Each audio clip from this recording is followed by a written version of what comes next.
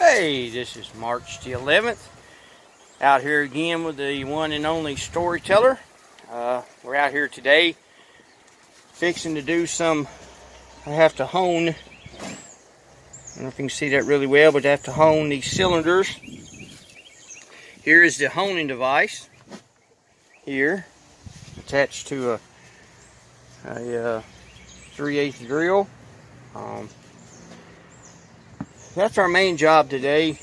It's just honing these cylinders out, getting them ready for the new kit coming in. The engine block is clean, as you can tell. It's ready to go. Needs to be painted, of course. So that's where we're at. The oil pan does need to be cleaned. I probably won't do that today. My main concern, there's bad weather coming in, a lot of rain the next 2 days. So my biggest accomplishment I'd like to get done today is to get this block prepped and take some brake cleaner and clean all the oil off of it from doing the honing. And that's our main priority today. It's a beautiful day out here today. Let me take you inside and I will show you what I've been doing in here. Here are the heads. I did spray. I can't decide whether to use this color blue.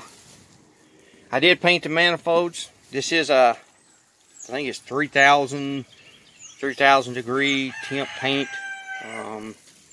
So they are painted, they are cleaned, painted.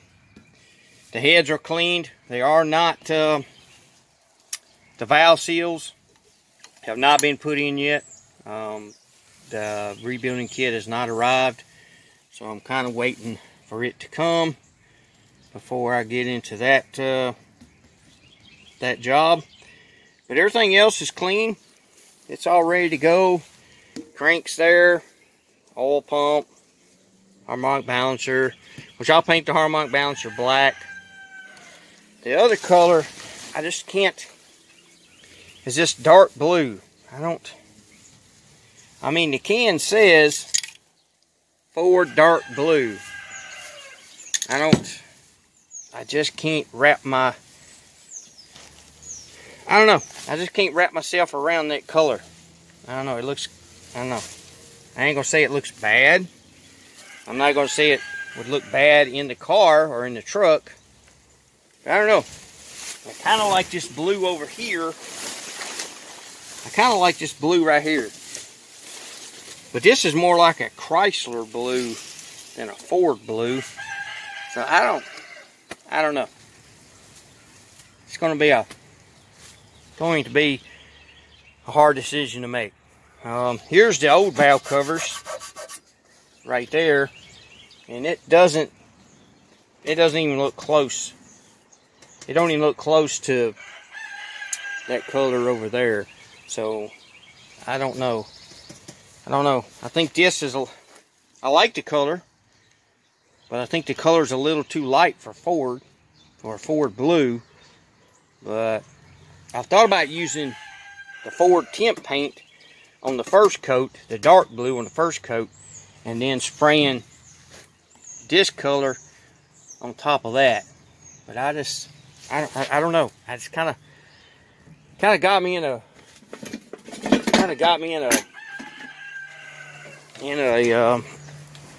decision making here. As you can tell, there's the original color of Ford blue.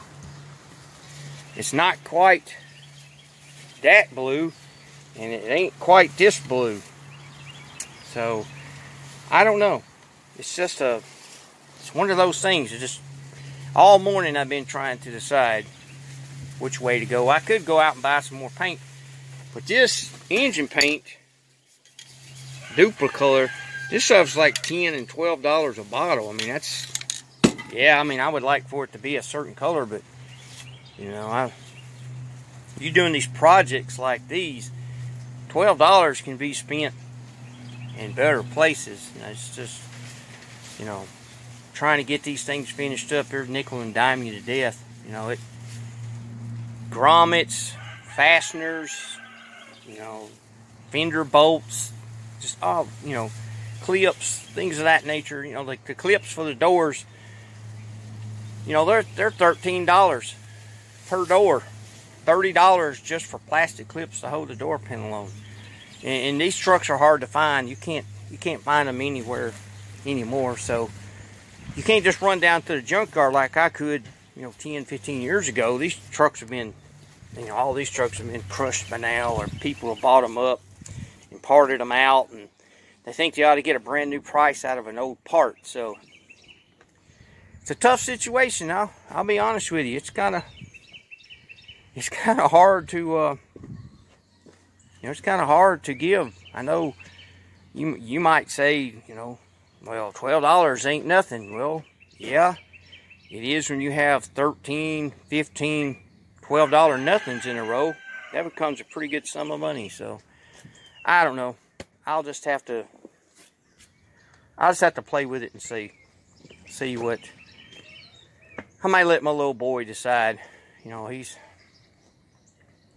might let him decide what color. It's gonna be his truck anyway. Like I said, I've owned it.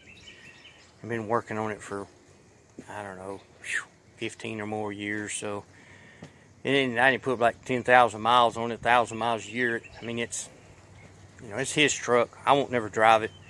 That Mustang right there, that's the one that I'm going to be driving every day that I can, that doesn't have salt on the road or raining.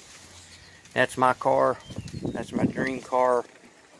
This is just a project because it was my dad's truck. He bought it new. And hey, it's worth the money. Seen these old trucks on eBay, Auto Trader, and sites of that nature, you know, bringing $25,000, $30,000. Most trucks that are just run and move, that has a good chassis and a good sheet metal underneath them anymore, bring you 8 to 10. So, you know, I don't feel bad, even though I probably got 25 or 30,000 in this one, because they rebuilt it 3 times because it took me so long to get it put together. Of course, I drove it, and you know, things come up and you have to put it to the side and deal with life and then move on again. So I'm gonna get off here. I'm rambling, and I'll do a short, quick video on how to hone a cylinder in just a minute.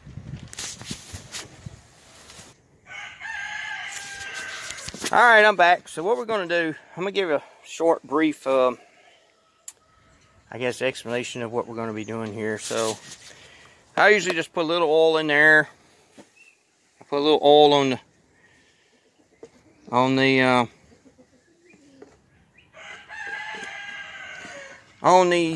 stones. You want to try and keep the block as straight as you can. You don't want it tilted this way. You want to try and keep it almost level.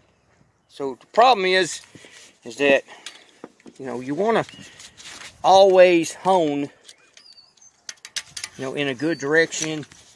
So what you want to do is just start off slow and work your way. You can see that back in there. Work your way to the bottom. Make sure you cut everywhere that the piston is going to follow the pattern of up and down. So that's pretty much what you have to do on each cylinder. Get some done, and then you pull it out and check it. As you can tell, the honing is going pretty well. It's going to need some more honing, of course. It's not done by no means.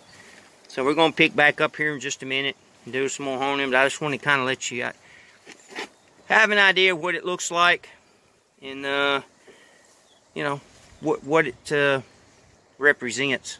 So we'll get back to it. That's a valve relief. That's where the valve relief is, on top of the block. That's not a chip. as you can see in all of these before somebody says something. So you can just see it a lot better right now. So I'm gonna get back to it, and I'll give a short video once I'm done. Thanks.